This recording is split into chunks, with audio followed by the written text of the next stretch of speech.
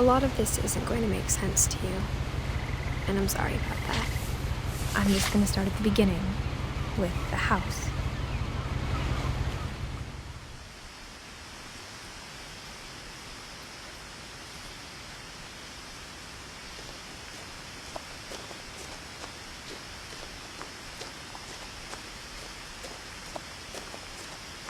I lived here until I was 11, but I wasn't allowed inside half the rooms.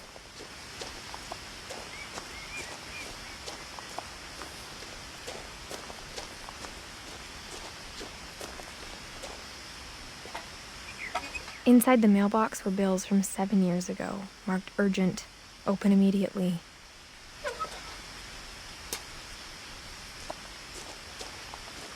I hadn't been back since my brother Lewis's funeral.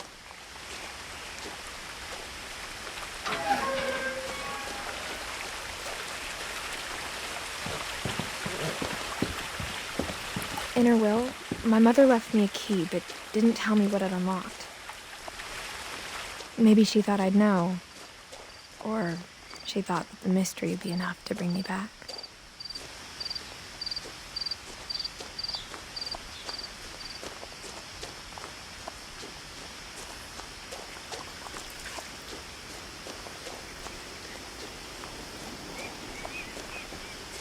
The truth is, even after I inherited the house, I never thought I'd come back to it.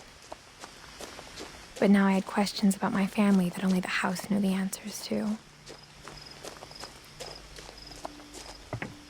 The woods around the house have always been uncomfortably silent, as if they're about to say something but never do.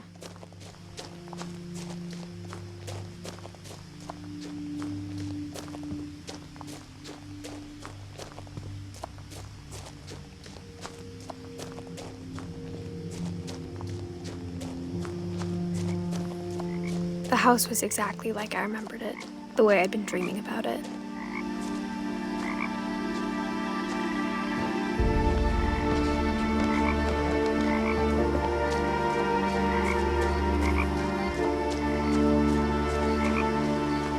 As a child, the house made me uncomfortable in a way I couldn't put into words.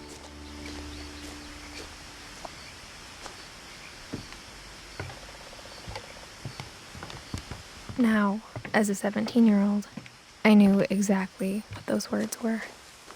I was afraid of the house. I hoped the key might unlock the front door. It didn't.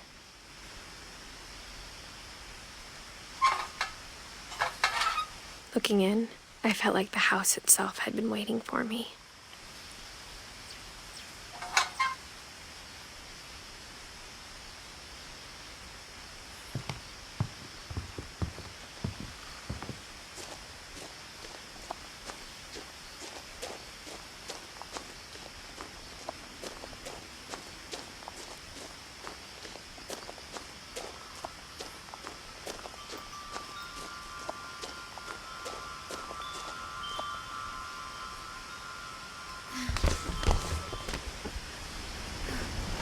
Crawling through the doggy door used to be a lot easier when I was 11.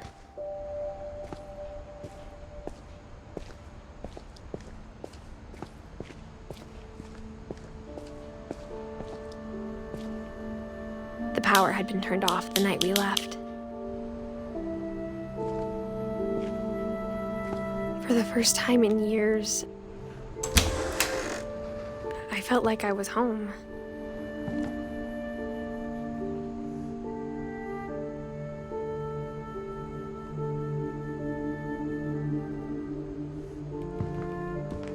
But instead of a family, there were just memories of one.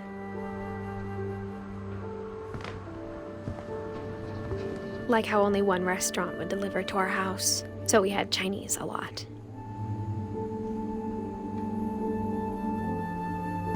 Or how after Lewis started working at the cannery, we all got sick of eating salmon.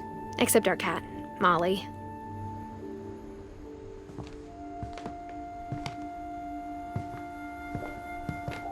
Nothing in the house looked abnormal.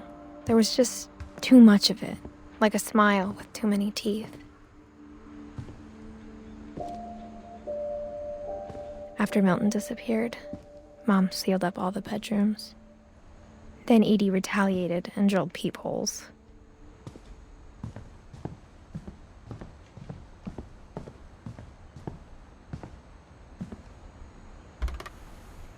My Grandpa Sam spent 7 years sharing a room with his dead brother, Calvin.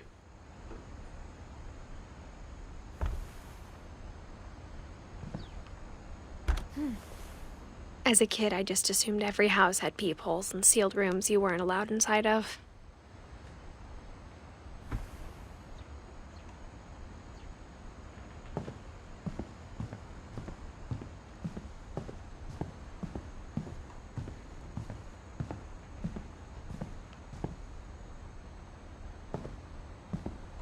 I spent a lot of time playing in Great Uncle Walter's room. I think my mom sometimes regretted not sealing it up. Lewis told me there were secret passages, but I never believed him.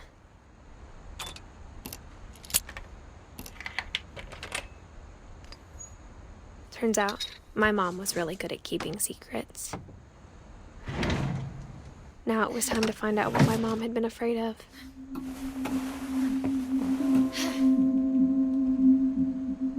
Reading this, maybe it sounds like I had a plan, but I had no idea what was behind that door.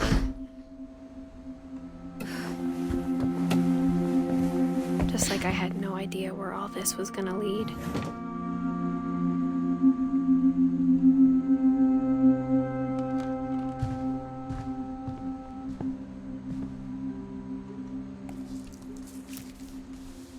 December 13th, 1947. Dear Diary, I'll be gone soon, but I wanted to tell somebody about what's gonna happen. It started when Mom sent me to bed without dinner. I woke up and I was starving, so I looked around for something to eat. The gerbil food was dry, but I didn't mind it.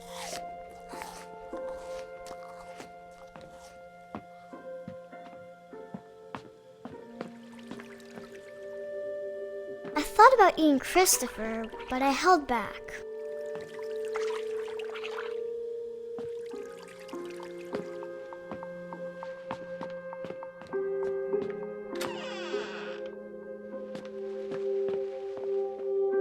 I ate a lot of things that night.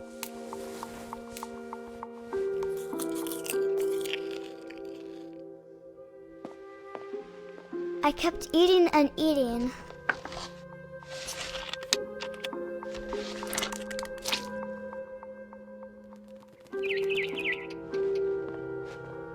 Then I heard chirping outside my window.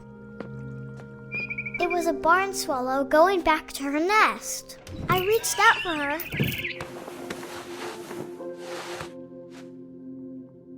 And suddenly, I was a cat.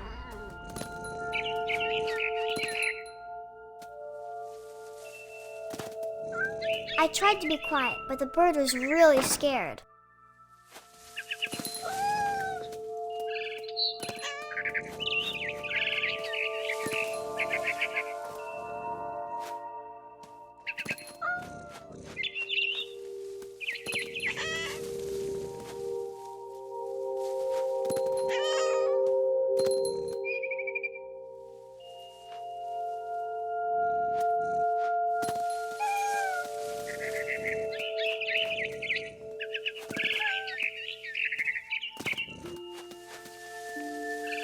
I jumped and I almost got her.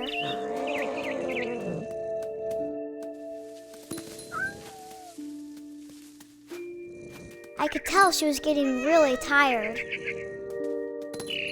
Now I was up in the big tree.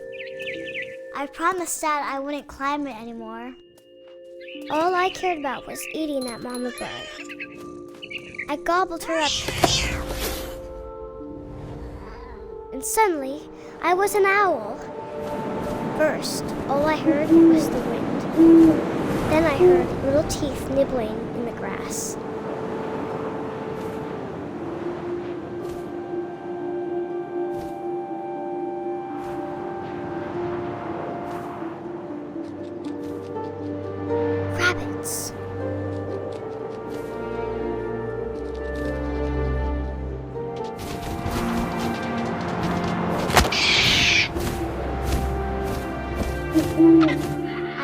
imagined his face looking up and seeing mine through my talons. I swallowed him up, and I didn't chew one bit. Then I flew off to find something bigger.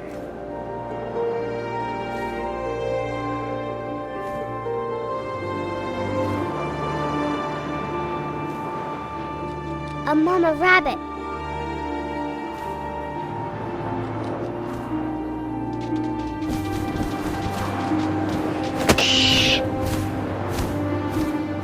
She was almost too big to carry. I started choking, but I couldn't stop eating. And suddenly, I was a shark.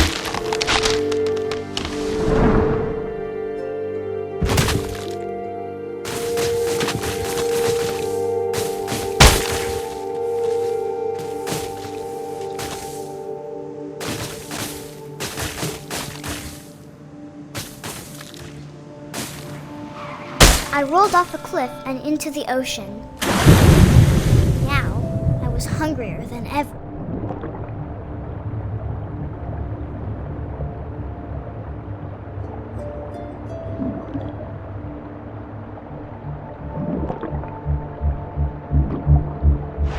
I wanted fat, juicy seals. I tore off her flipper, and it tasted really good.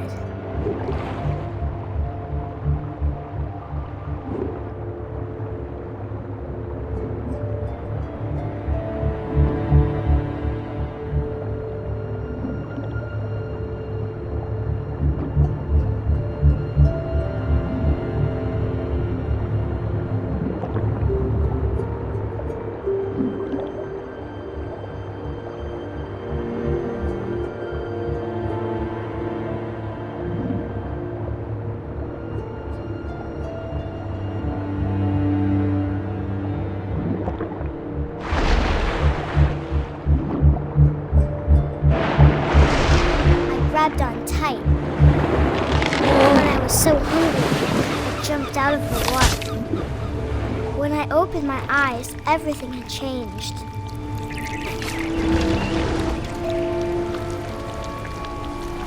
Now I was a monster, and I smelled people everywhere.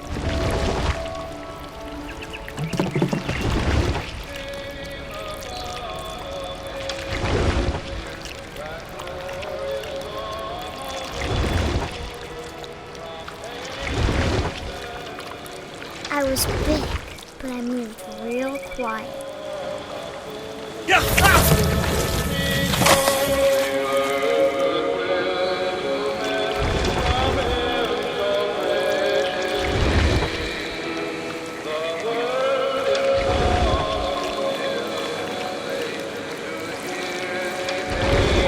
I wanted to stop, but also I didn't.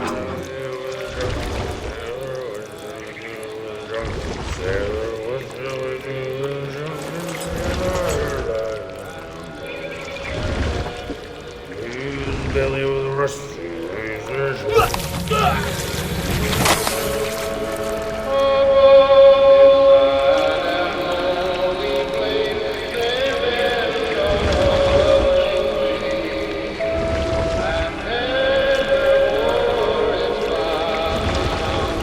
After the last passenger, I was still hungry. And across the water, I smelled something new. Something I had to have, so I swam towards it.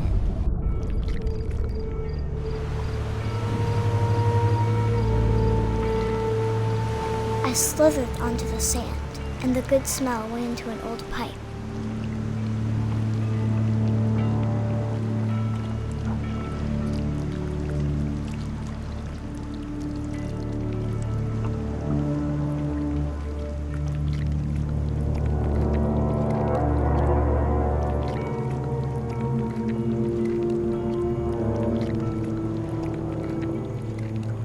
I got closer and closer.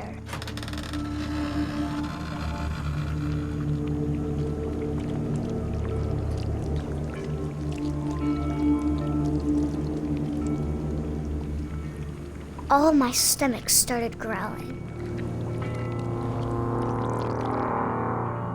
And suddenly, I was me again. I held my breath for a long time, but I couldn't hear anything. I think it's waiting for me to fall asleep. But it's not going to wait much longer. It needs to feed, and we both know I will be delicious.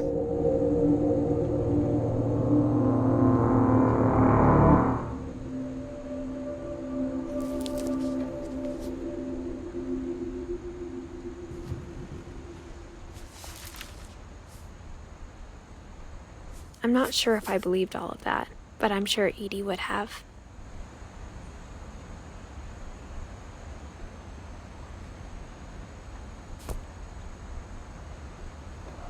I got the sense Edie had spent a lot of time here, before my mom sealed the doors.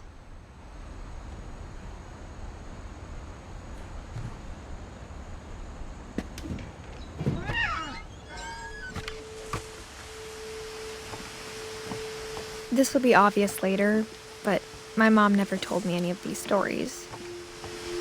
Edie would have, but Mom didn't like bringing up the past. Though, when we adopted a stray kitten, she was the one who named it Molly. I spent a lot of time in Great-Grandma Edie's room. Her room was like a museum.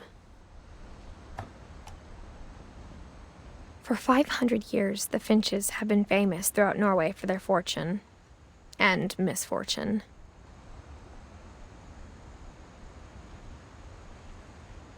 Odin Finch buries the latest victims of the family curse, his wife Ingeborg and their newborn son, Johan. On January 7th, 1937, he set sail with his family and his house, hoping to leave the curse behind. But 40-foot waves off the coast of Washington send the house and Odin to the bottom of the sea. Odin's daughter Edie, with husband Sven and baby Molly, step ashore on their new home, Orcas Island. Odin Finch is the first to be buried in the new family cemetery. His daughter Edie is already dreaming of a new Finch house.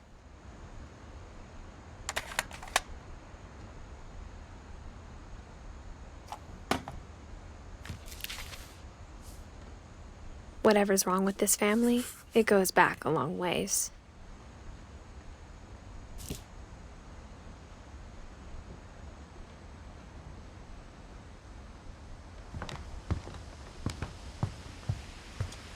When Edie told people Sven was killed by a dragon, she could also have said he was building a dragon-shaped slide that collapsed. She could have, but she didn't. Even in her 90s, sometimes Edie seemed a lot younger than my mother.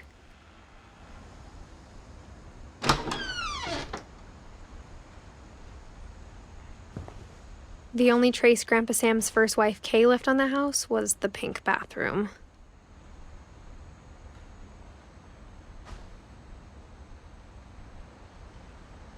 It was a pretty big trace.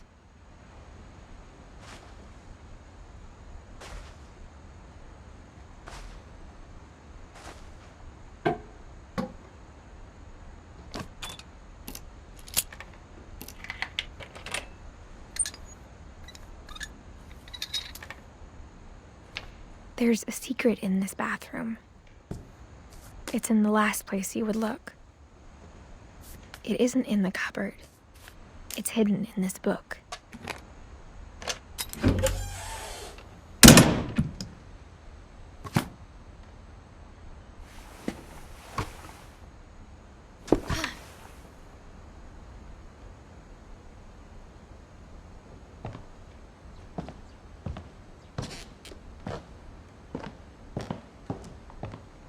From the paintings on the wall, it was clear my brother Milton had been here before me.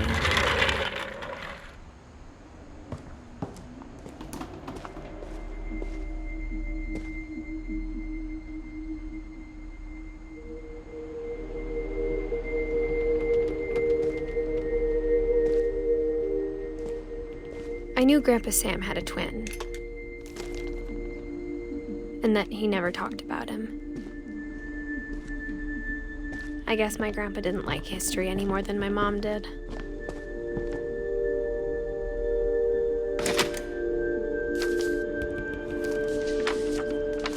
How I Want to Remember My Brother by Sam Finch. The thing I remember is that when he made up his mind, that was it.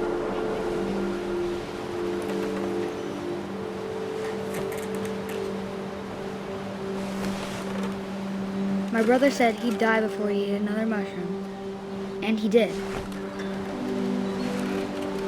At Barbara's funeral, we swore we'd never be afraid again, and he wasn't. I think Calvin always wanted to fly. Sam! Calvin! Dinner's ready! Coming! But that day, he finally made up his mind to do it. I told him going around was impossible. Maybe if I hadn't said that,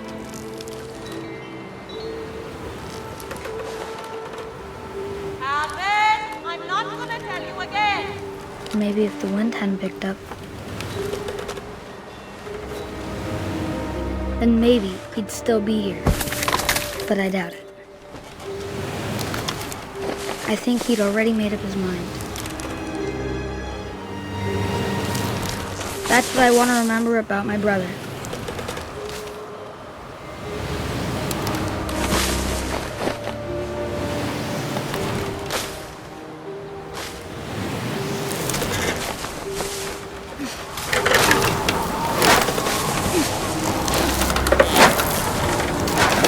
The day he made up his mind to fly. And he did.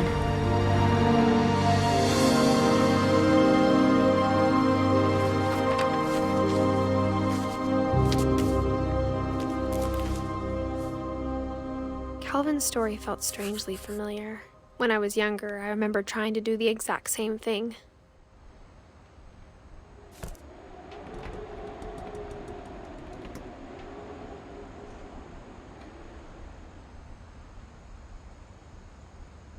After the funeral, Edie roped off Calvin's half of the room.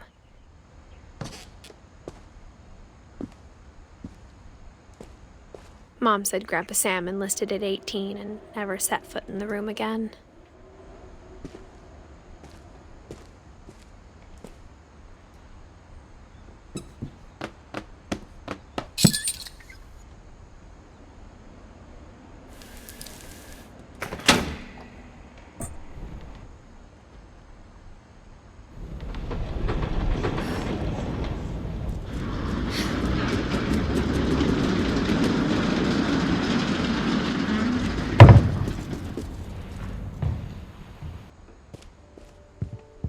The passages were a pretty tight fit.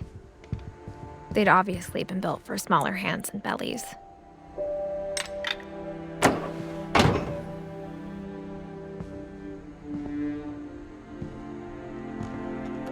Whenever people ask me about my family, the first thing they always want to know about is Barbara. Mom must have locked the third floor stairs on the night we left.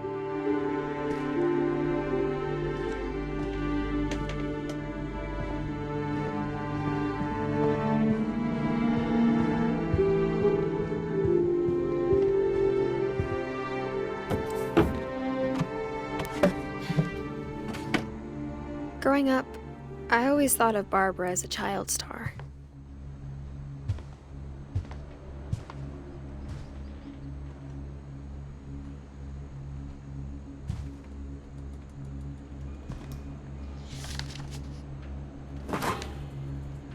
Of all the stories people wrote about Barbara's death, I'm surprised Edie saved this one.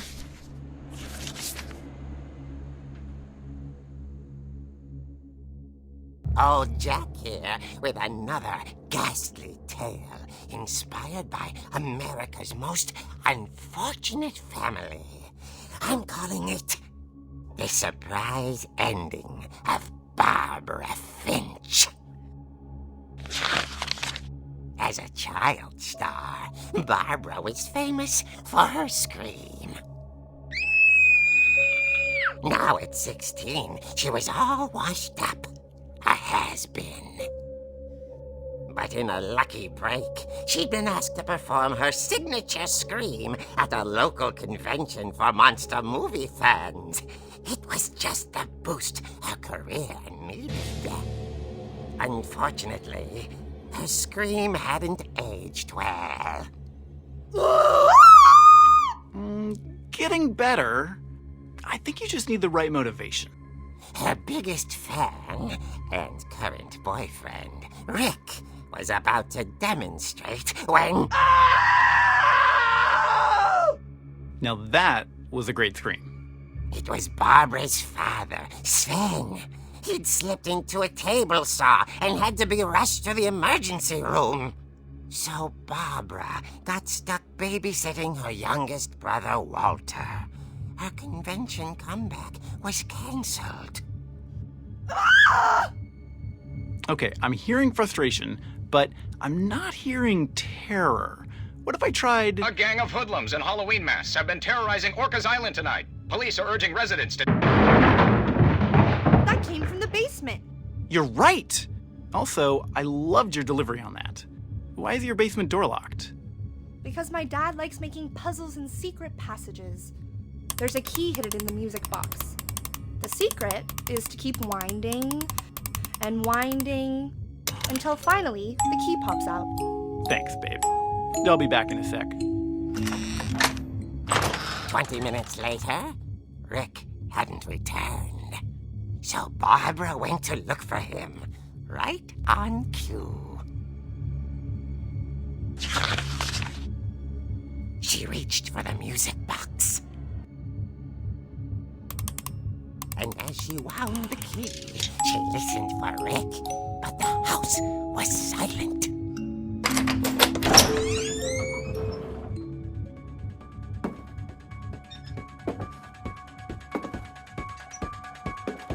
She found Rick's crutch and imagined the worst.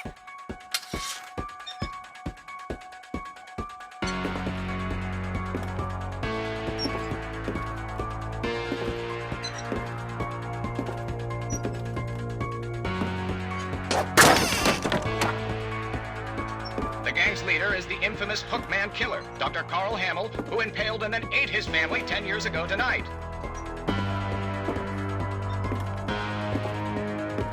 The old fridge rattled and grew still.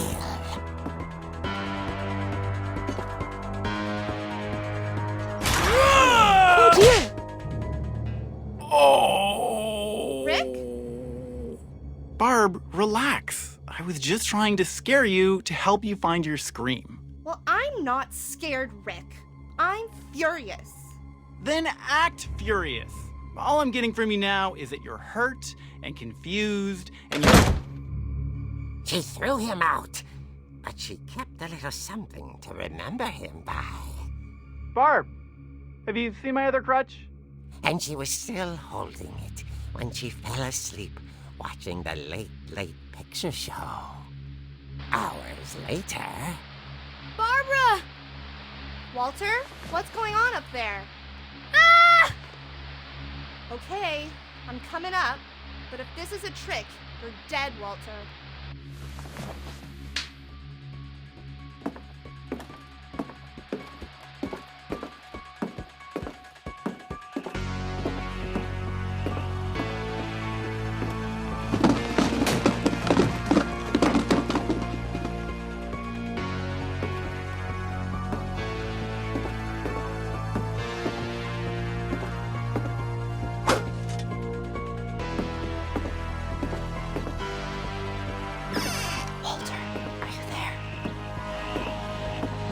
Walter had vanished, but his bedside radio was still on. Orcas Island police describe the man as 6 feet tall, with a steel hook for a hand. Residents are urged to lock all doors and windows and notify the police of any suspicious activity. Barbara turned, saw the hookman, and was speechless. He was quite smashing.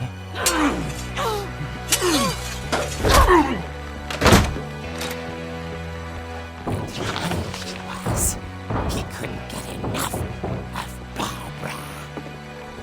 Barbara. There's gotta be another way out of here.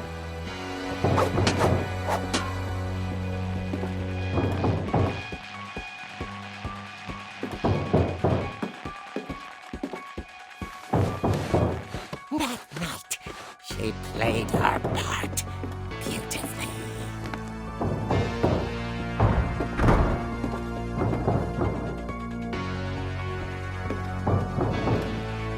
Molly's door hadn't been opened in years. The hinges groaned.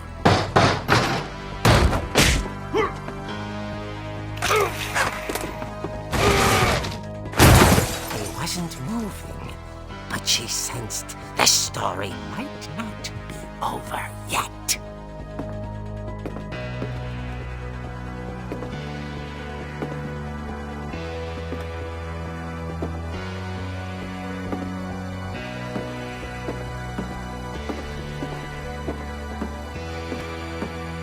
The hookman had vanished.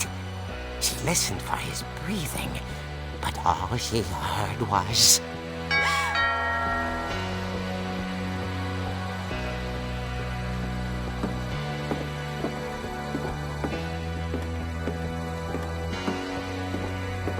Someone at the door was dying to speak to young Barbara. At the door, she heard whispering. It was coming from inside the house.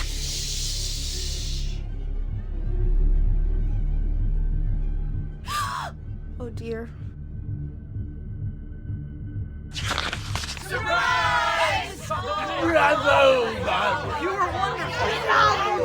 monsters had come to surprise her. For Barbara, it was a dream come true. Then she saw what kind of monsters they were, and she realized what was about to happen. She was going to be famous. And with her final breath, Barbara Finch gave the performance of her life.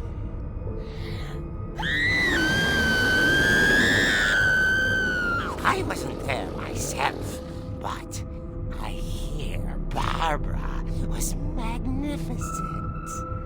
Poor girl. She had a taste for stardom. But unfortunately, so did her fans. Of course, the police blamed it all on poor Rick, who disappeared the same night. And little Walter? Hiding under his bed the whole time. He took it all pretty hard, but that's another story. As for Barbara, tucked inside the music box is all they ever found of her. Her ear. Now that's what I call a real eerie tale.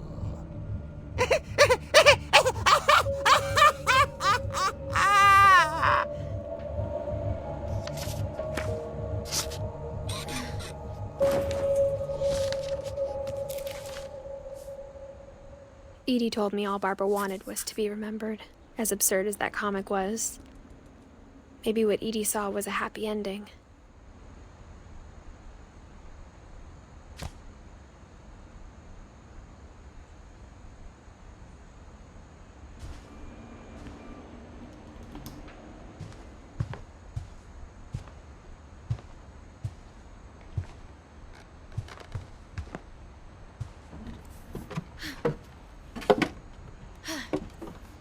I guess now I know why Mom didn't like me playing with the music box.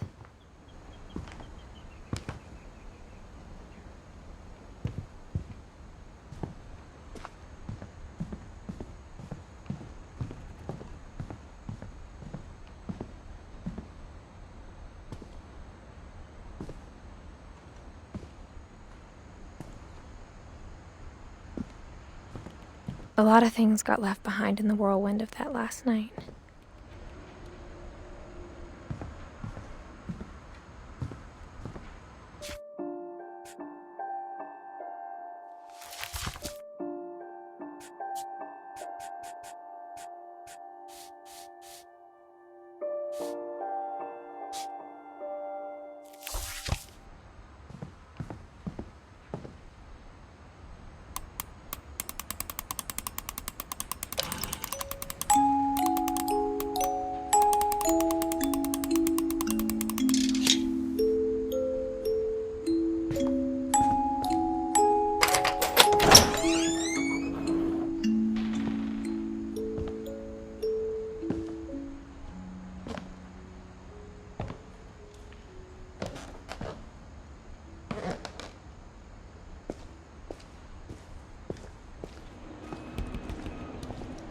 Mom said the basement was off limits, unless I wanted another tetanus shot.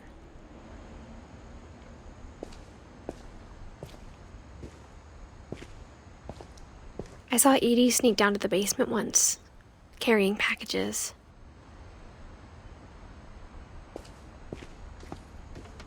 I thought maybe she was hiding presents.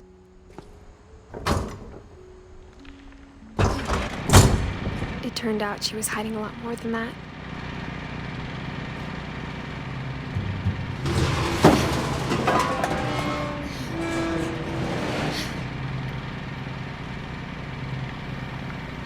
I remember asking Mom once about where Walter had gone. She said after Barbara died, he got as far away as he could. If there's a pattern in all these stories, I think it's that none of us has gotten very far.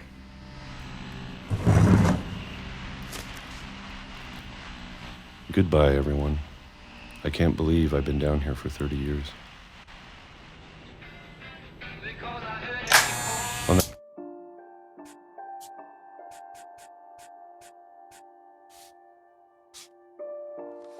The first day, after the shaking started, I didn't think I'd survive a week.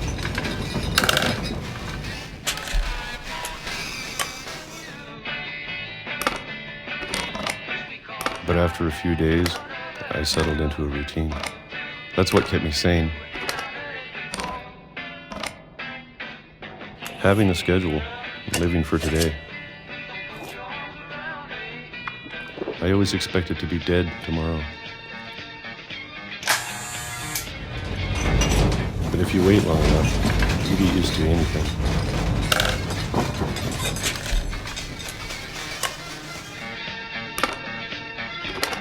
Even a monster on the other side of the door starts to feel normal. Almost friendly.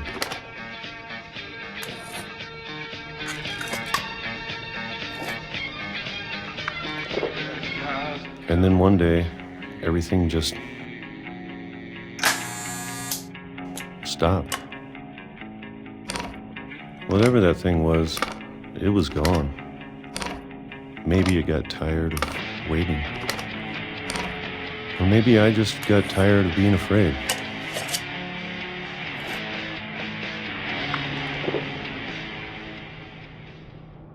It's been a week now, the longest in 30 years. I'm done waiting. I have to leave while I still can.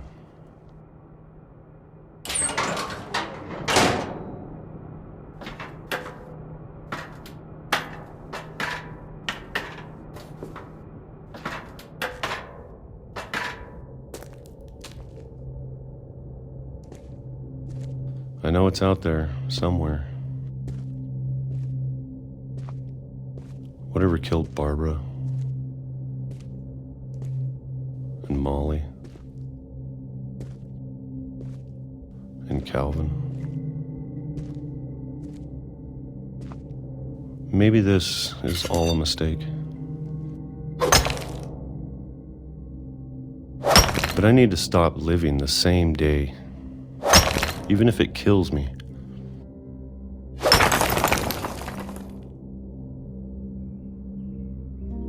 Whatever's out there, I want you to know I'm ready for it. I'm going to appreciate all of it, especially the food. I don't mind if I only have a year left, or a month, or a single week. I'd be happy with one new day. I can already imagine the sun on my face.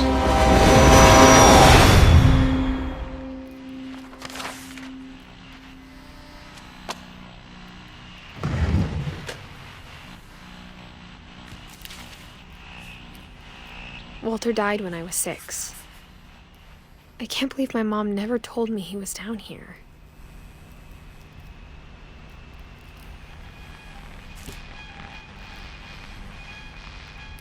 I'm sure my mom was trying to protect me.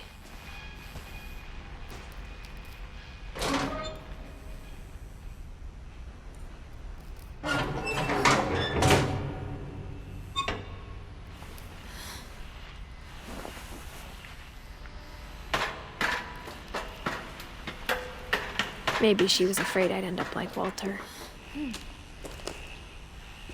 But if she never told me about an uncle under the house,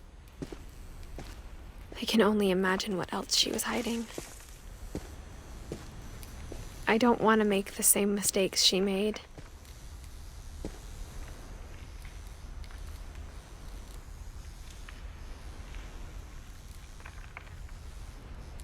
Trying to bury something that's still alive.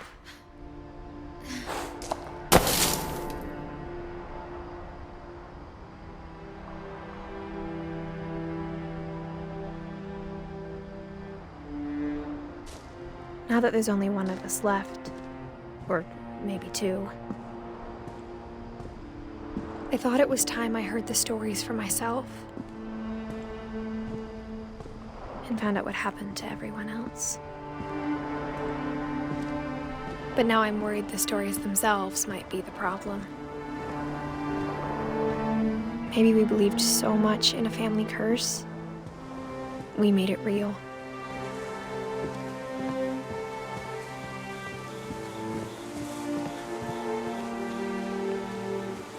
I don't know if I should even be writing this.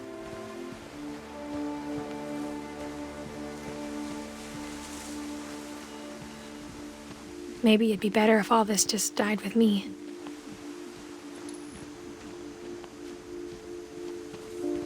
But I thought you should know about your family.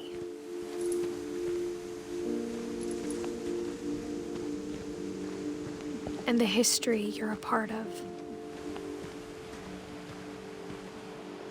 Though to be honest, I feel as lost as you probably do right now.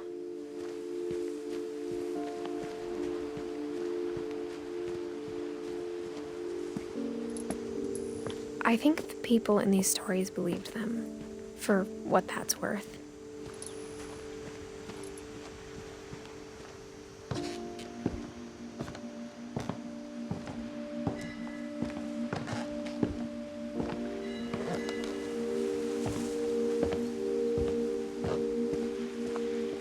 And when you look at the house, at that history of imagination and stubbornness and madness, any of it seems possible.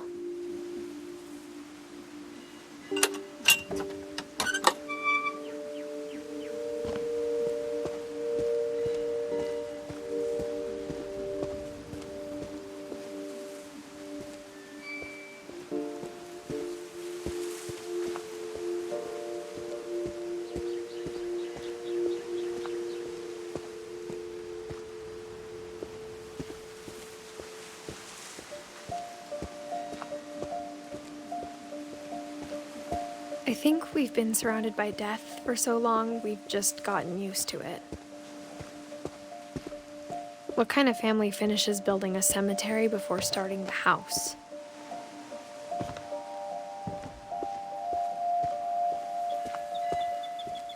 It's embarrassing for me to admit this, but the pet cemetery made me more uncomfortable than the human one. 3 of the gerbils were mine, and 2 had been my fault. Sven built the house, but it was Edith who designed the cemetery. I'm sure Odin's monument had been Edith's idea. My mom was always trying to move on, but for Edith, the past never went away. She could see it poking out of the water at low tide.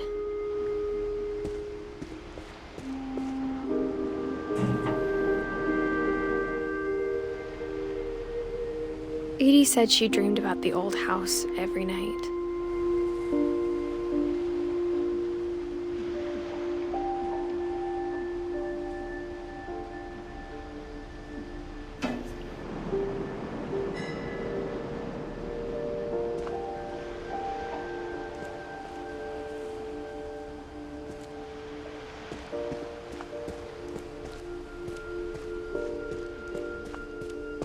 Edie's side was always easier for me to understand. But the older I get, the more I can see where my mom was coming from. Her dad had been pretty strict, but it wasn't enough to save her brothers. She was just trying to do better.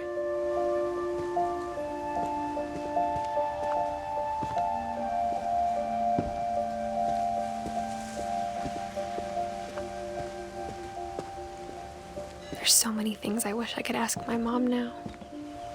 Part of me thinks this is what she wanted all along.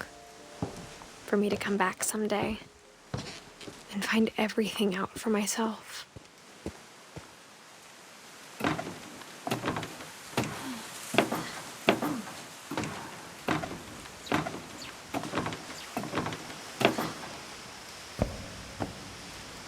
But looking back on it now,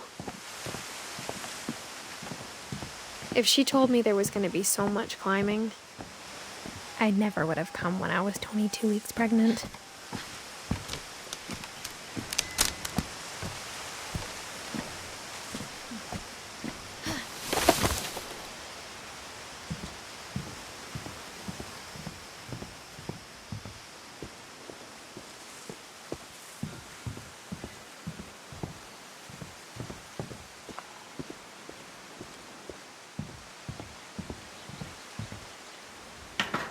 I never met Grandpa Sam, but I think he and my mom had a lot in common.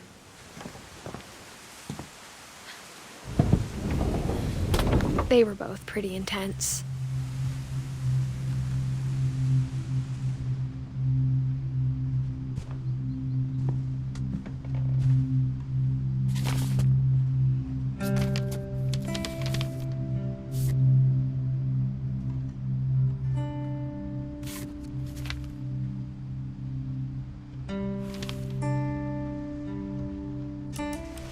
Dawn, I promise, you'll never forget this weekend.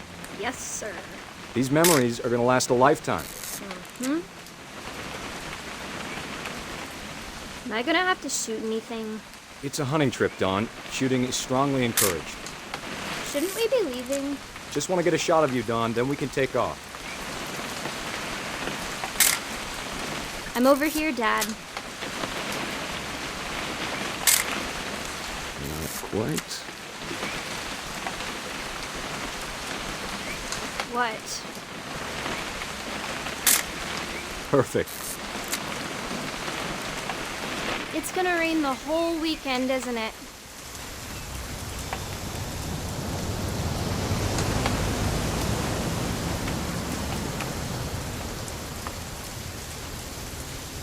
Please just take the damn picture. Hey, language. I will never forget this weekend, Dad. Okay, got it. I'm gonna take some pictures, okay? Just be careful. That camera's older than you are.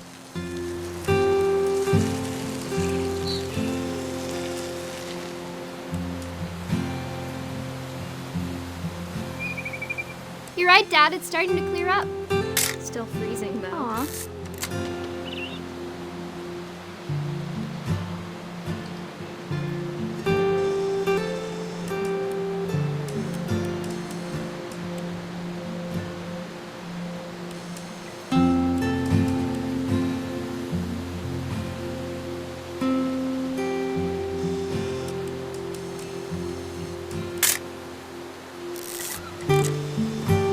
Definitely should not have drunk all that coffee. Hey! That's a keeper. Hold still while I take a picture of you. I'm just saying, I'm not always gonna be here, Dawn. You'll need to remember this stuff, if you want to survive. I'll be fine, Dad. You know who else thought he was gonna be fine? Some guy who died. Dawn, I'm being serious. I know, Dad. You're always serious. Doesn't being out here make you want to chill out? Well, to tell you the truth, I haven't been out here in 20 years.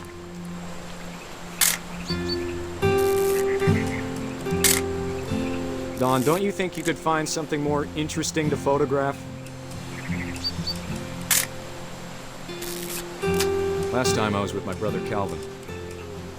Man, that was a great trip. Your grandpa Sven taught us how to fish, how to build a fire. Dad!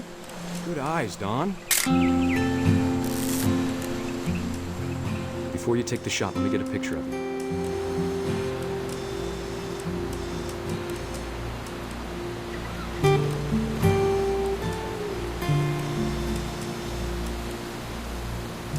Dad, I...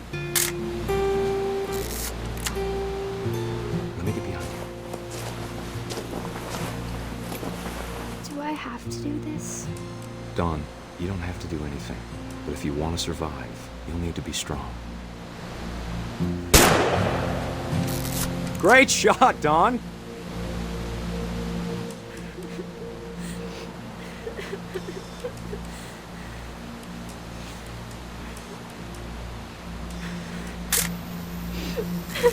I'm proud of you, Dawn.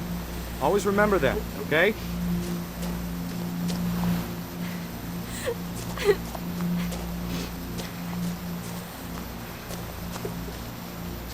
Sorry, Dawn, just gotta reset the timer.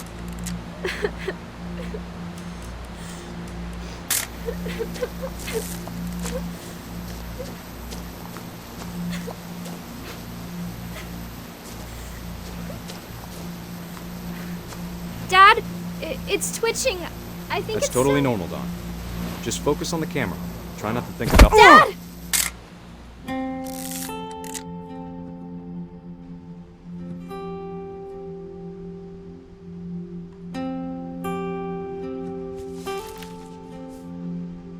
Of all these stories, that's the one I wish most that my mom had told me.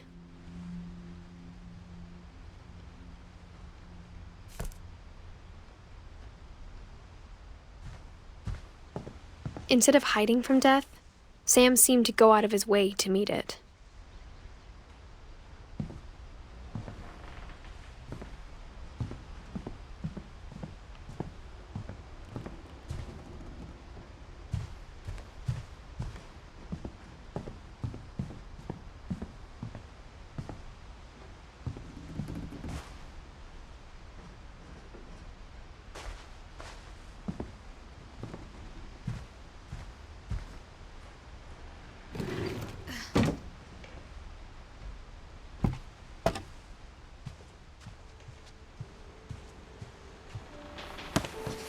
After Sam died, my mom and Edie got really close.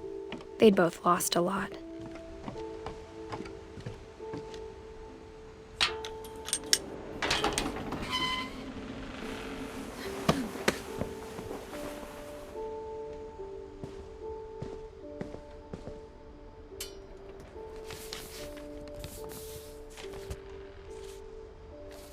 Dear Kay, do you remember the way Gregory used to laugh when he thought he was alone? Like something funny was happening, but only he could see it.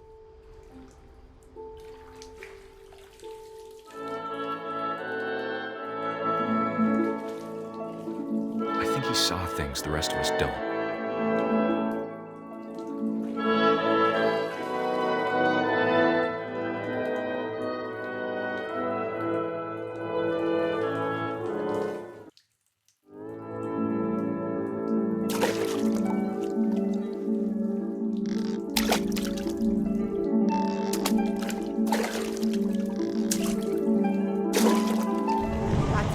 Gregory, it's time to...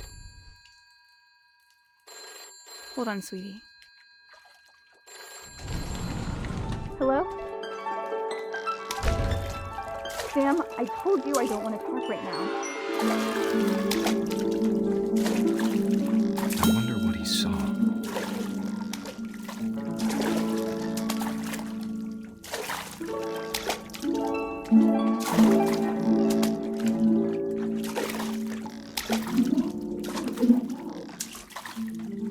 What his world was like. It reminded me so much of Calvin. Lost in his imagination. Whatever it was, he saw.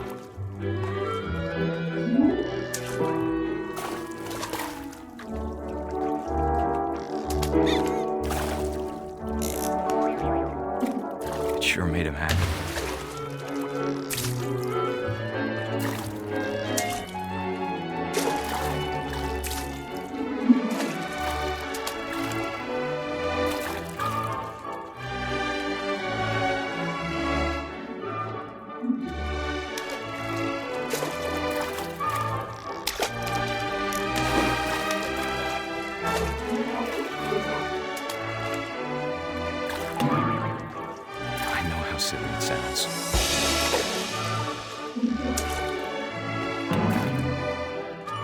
I worried about a baby being too happy.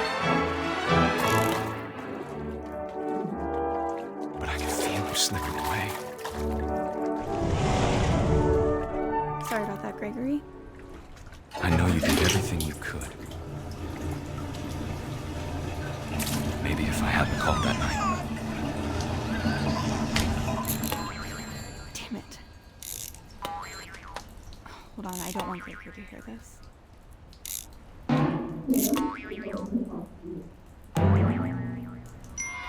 I wish he could have told us about the world he saw.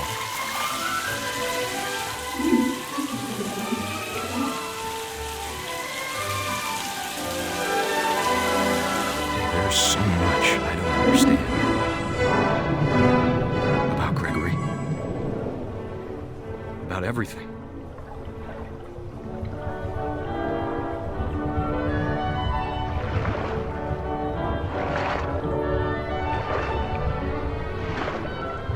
But I know what happened wasn't your fault.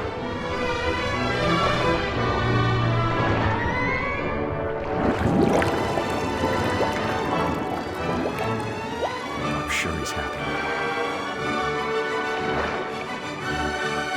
And he'd want you to be happy too. Good luck, Kay. Love, Sam.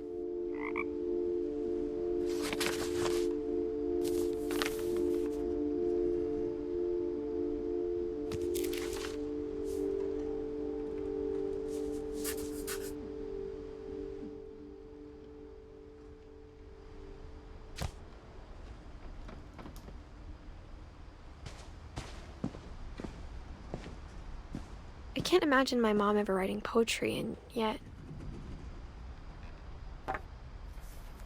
A poem for Gus, who always said the wedding was a bad idea.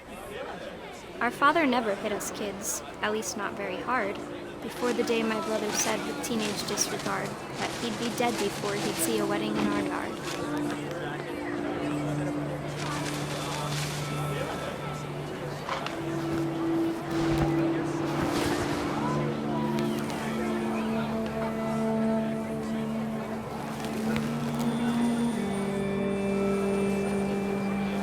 My father made him come, of course, but Gus stood far apart, just flew his kite and bottled up the storm inside his heart.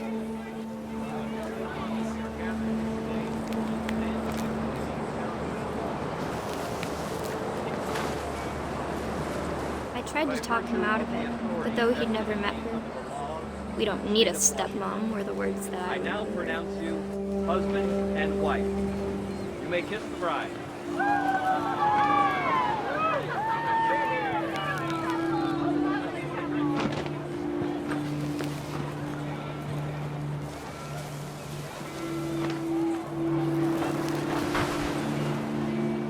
When the time for photos came, Dad ordered him to come here. But Gus declined and as a sign held up his middle finger.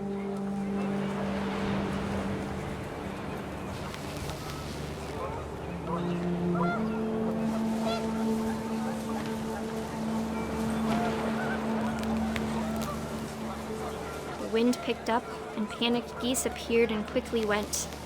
But all the humans did that day was go inside the tent.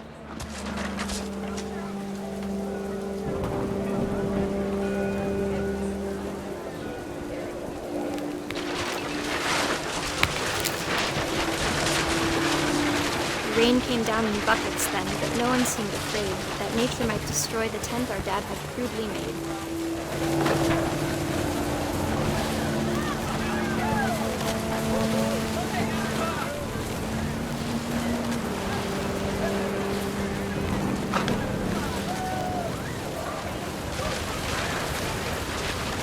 The thunder sounded much too close and full of angry power. But all my father said to this was, "Make the music louder."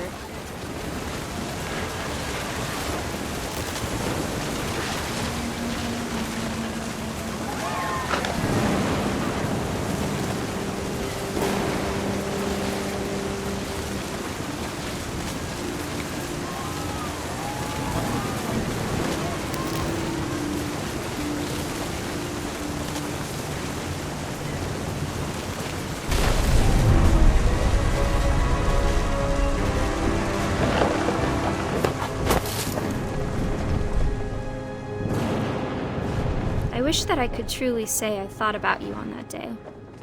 Out there on the beach alone, just you, the wind, the sea, and foam. But I didn't, until we found you.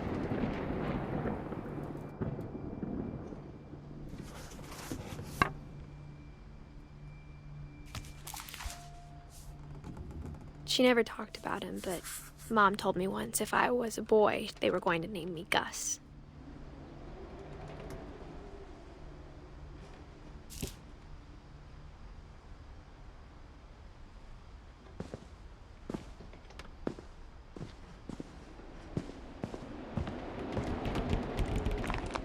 My mom moved up to the loft after her brothers died. At the time, it was as far away as she could get.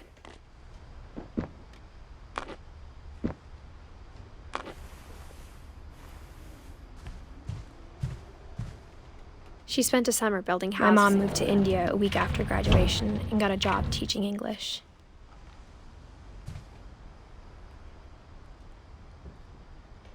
Lewis was born a year later.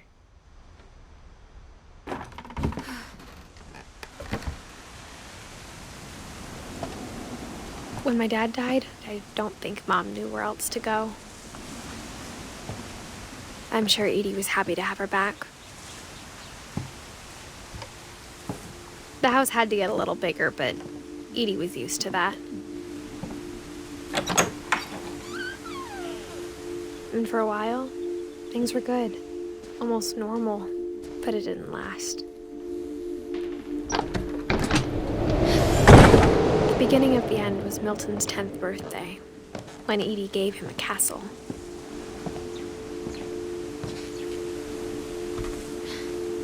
After Milton disappeared, the only thing he left behind was a room full of paintings.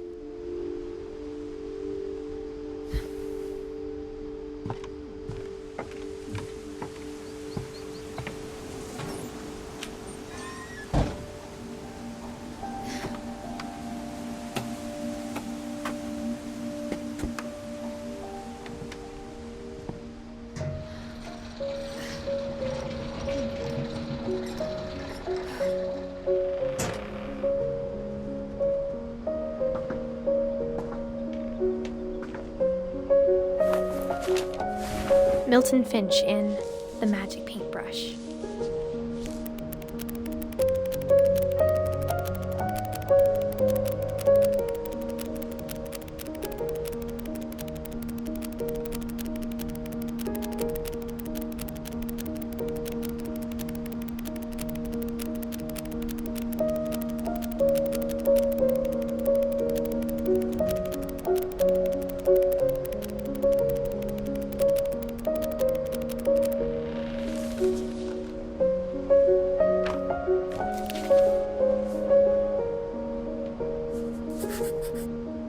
I was 4 when Milton disappeared.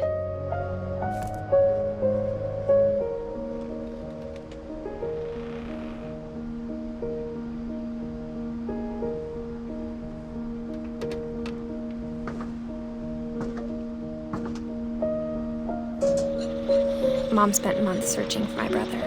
Then she sealed the doors.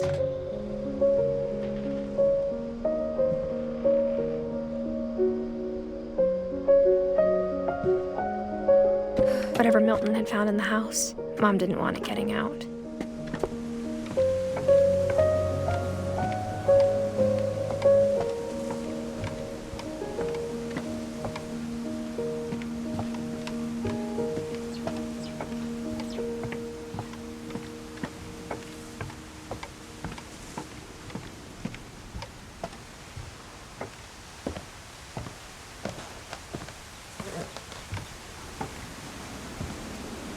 Mom definitely blamed Edie, but I think Lewis blamed himself. After he graduated, he just spent more and more time in his room, until Mom got him a job at the cannery.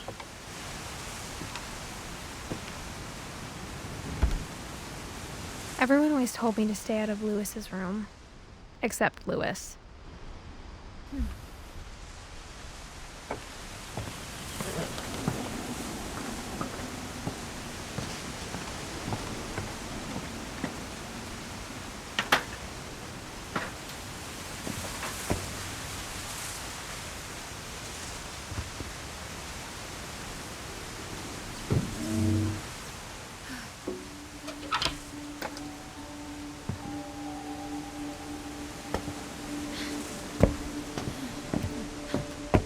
Lewis's room smelled very, very familiar. That part of him lived on.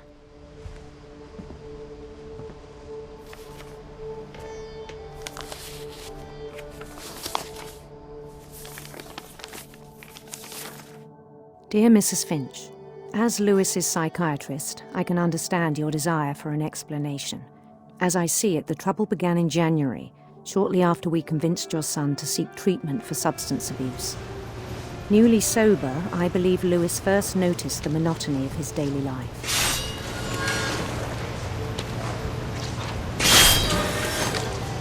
He kept working at the cannery, but he withdrew part of himself. In our sessions, I saw the same behavior. His mind began to wander. I asked him to describe it. He said he started small, imagining a labyrinth. He'd feel his way about. Then something moved. Bats and toads.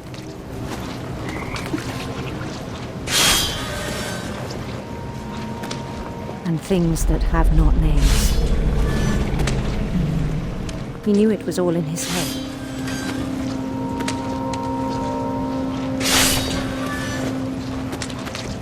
But he took it very seriously. I had hoped he'd find himself.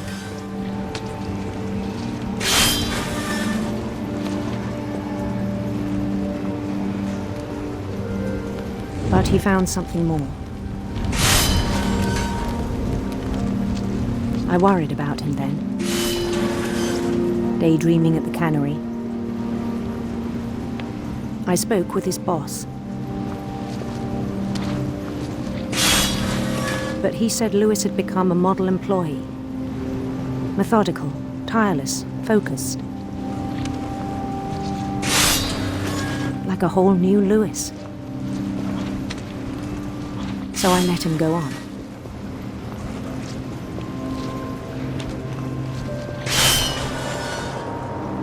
I even encouraged him.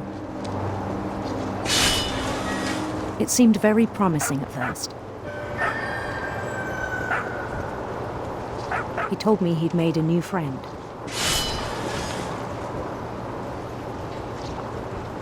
On the edge of a city he named Lewis Topia. He built the city up slowly, brick by brick.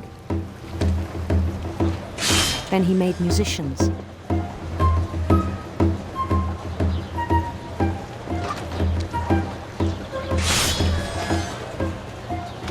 And songs for them to play. He talked about starting a band. And he was always humming something.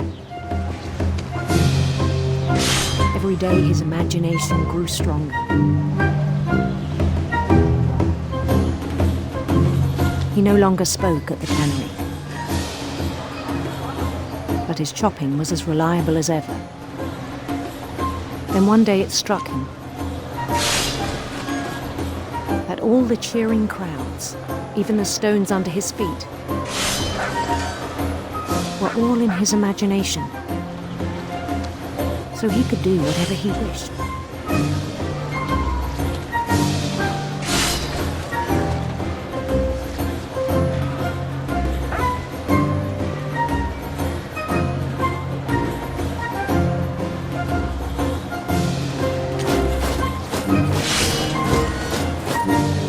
He held an election for mayor.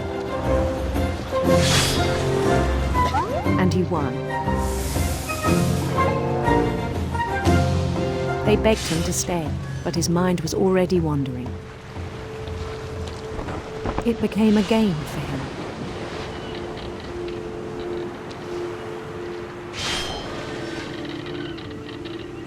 He'd conquer a city, then immediately push on. New Louisville.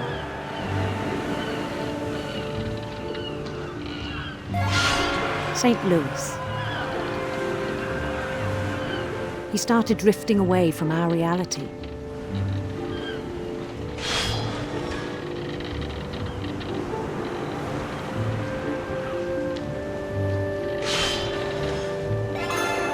Minneapolis, until one day he forgot to go home from the cannery. Even as his mother pleaded with him, part of Louis kept sailing on.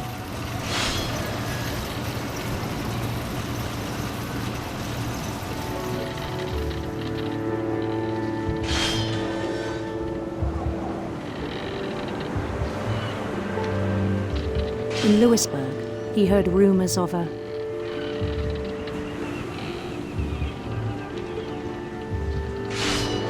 handsome queen.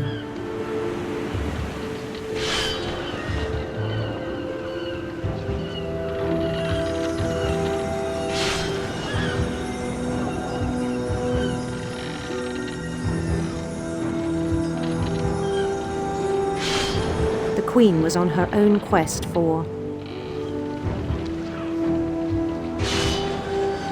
radiant rainbows.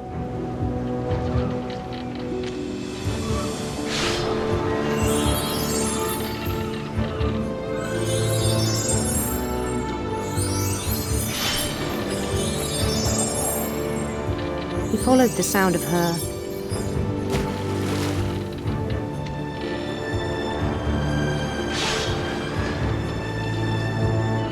electric sitar.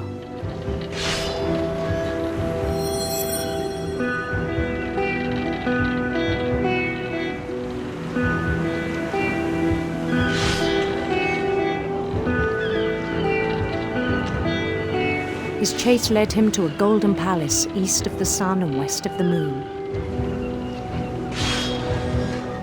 Even then, his logic remained sound. He knew the world was all in his imagination.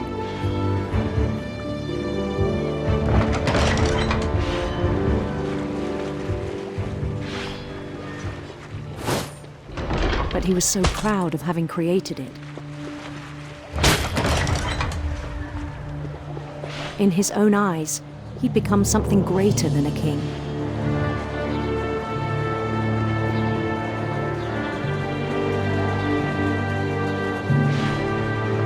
For someone who'd never known success in the real world, I think it was overwhelming. And then it struck him that the real Louis was not the one chopping salmon, but the one climbing the steps of a golden palace.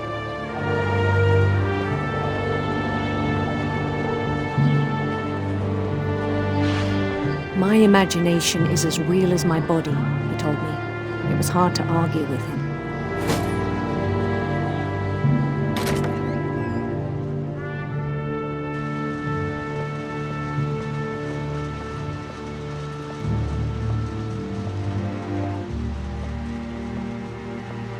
He began to forget the world we know.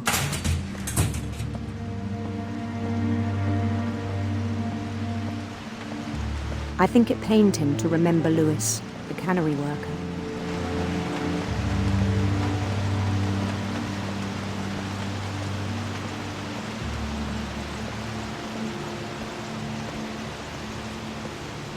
He began to despise the man with a royal contempt.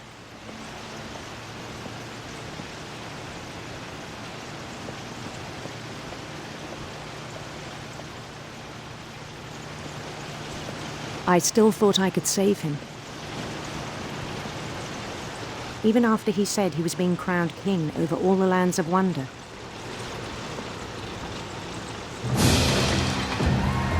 The palace would be packed with his companions.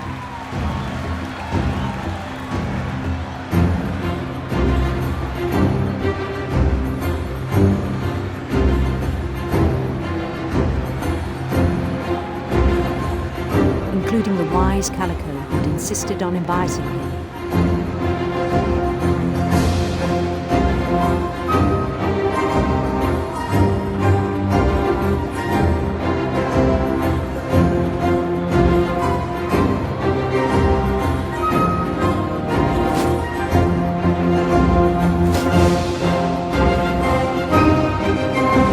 His queen waited, holding his crown.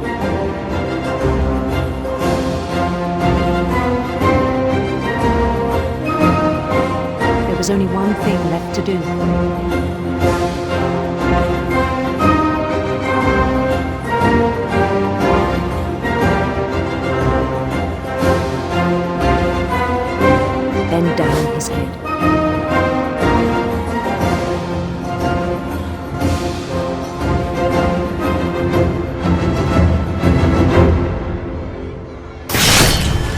rest I think you know. Mrs. Finch, your son was a kind man who will be missed by all of us who knew him.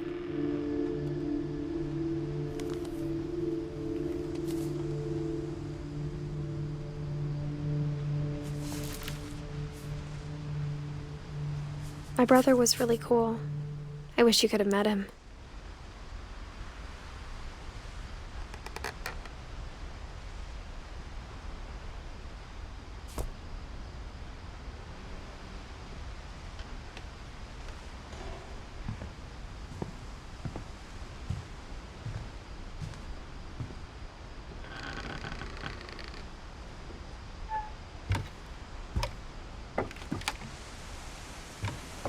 On the way back from Lewis's funeral, my mom told me to start packing. She waited until the day before we left to tell Edie. I'm not sure if she wanted to make it easier or harder.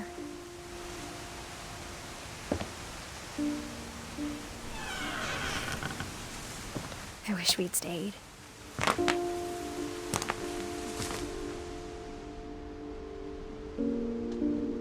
But I understand why we left. My mom ended up leaving everything behind.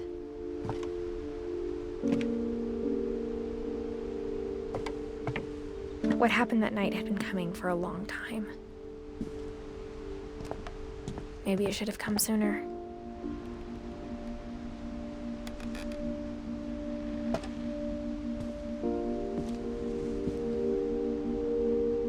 But it had to end one way or another.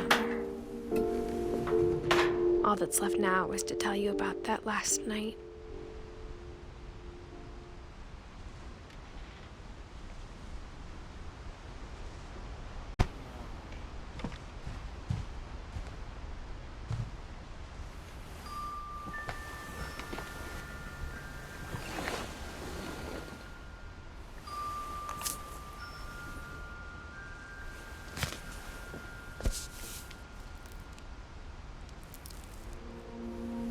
That whole last day, Edie just watched us pack and didn't say a word. Until supper, when she raised her glass and said, "To our final night together, and all our final nights apart." Grandma, you know what I said about alcohol. Some of your medications are very Edith, specific. I left a present for you in the hallway. Why don't you go open it? The grown-ups have to argue now. I'm sorry, you're right. We're all leaving tomorrow. Let's just enjoy our last... I'm not leaving. Edith, you're excused.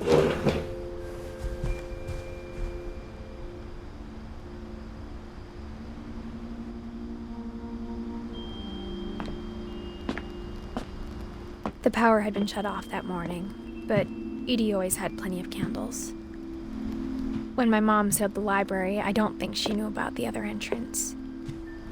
Or that Edie had a key to it.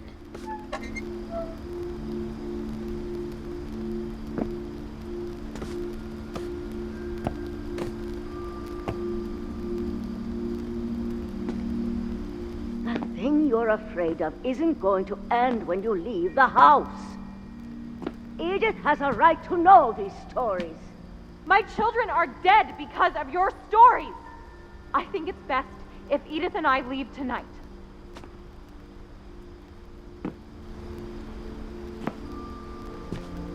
We'll have the nursing home send a van for you in the morning, okay? Dear Edith, there's so many stories I wish I could tell you, but there's only time for one. This is about what happened on the night you were born.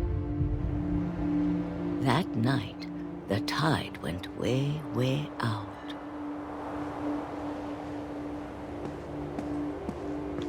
It was the first and last time I ever saw the old house aground.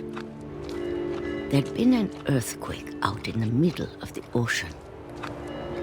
They called it the lowest tide in 1,000 years. God, it smelled awful. You know, I've seen that house every day of my life. But I never thought I'd go back to it. When the fog rolled in, I lost my way.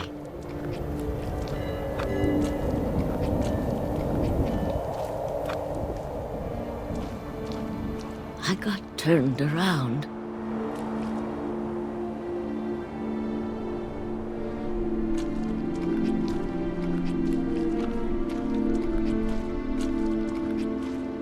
I started seeing things.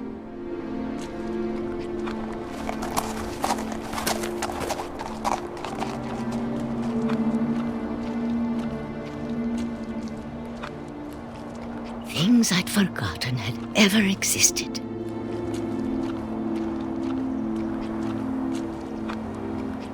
But when I saw them, they felt like old friends. That night, a lot of things came back to me. Or maybe I came back to them.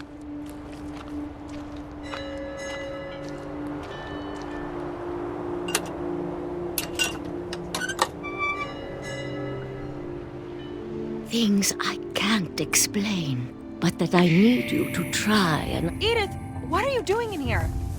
It's mine. Edith! Mom, you're gonna rip it! Let go! I kicked and screamed, but Mom dragged me to the car.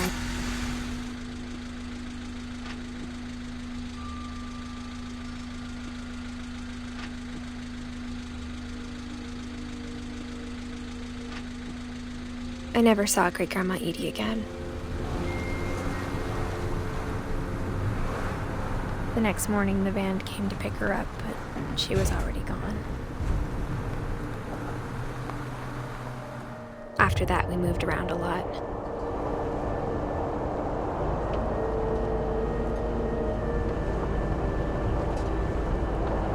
We both tried to make the best of it.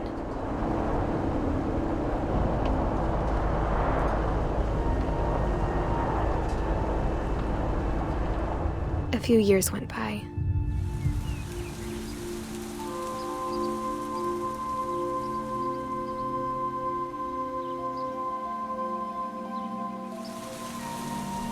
My mom didn't like to talk about it, but she started getting sick a lot.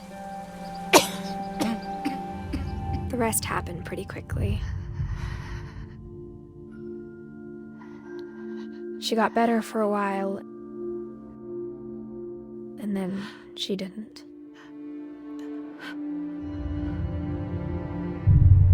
And then I was alone.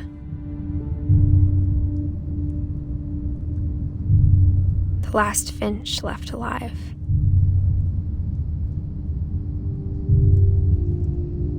Until I found out about you. I'm still not sure what to tell you about all this. If we lived forever, maybe we'd have time to understand things. But as it is, I think the best we can do is try to open our eyes. And appreciate how strange and brief all of this is.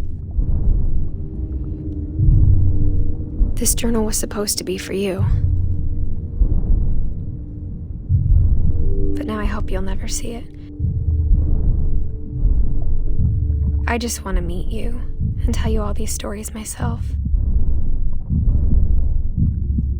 But I guess if you're reading this now, things didn't work out that way.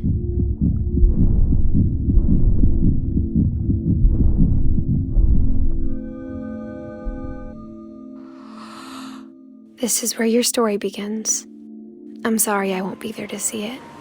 It's a lot to ask, but I don't want you to be sad that I'm gone. I want you to be amazed that any of us ever had a chance to be here at all. Good luck.